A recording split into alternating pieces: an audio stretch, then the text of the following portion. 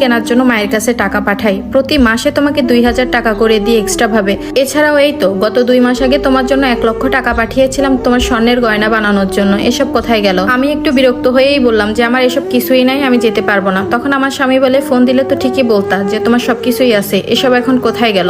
এত সময় স্বামীর সাথে একটু গরম গলায় কথা বললেও শেষমেশ আমি কান্নাটা ধরে রাখতে পারিনি। তখন আমি আমার স্বামীকে বললাম, তোমার মা এসব আমাকে কিছুই দেয়নি, পাশের রুমে তোমার মা আছে, চাইলে তুমি তোমার মাকে এনে সামনে জিজ্ঞাসা করতে পারো। এই কথা শোনার পর আমার স্বামী তার মাকে একটা ডাক দিল। মুহূর্তেই আমার শাশুড়ি আমাদের রুমে এসে হাজির হলো।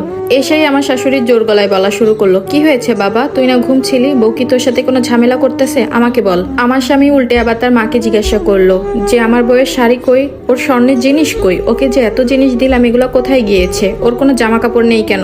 আজকে আমি এতদিন পর বাসায় এসেছি, তারপরও দেখি ওর গায়ে নোংরা একটা কাপড়। মুহূর্তেই আমার শাশুড়ি চুপ হয়ে গেল, তার মুখ থেকে একটা কোনো কথা বের হচ্ছে না। তখন আমার স্বামী বলে, কি হলো মা, উত্তর দাও। তখন আমি এক প্রকার বলেই উঠলাম, তোমার মা আর কি উত্তর দিবে, আমি সব বলতেছি, তুমি একটু শোনো। তুমি বিদেশে যাওয়ার পর তোমার মা আর তোমার বোন আমাকে অনেক কষ্ট দিয়েছে, যা বলার মতো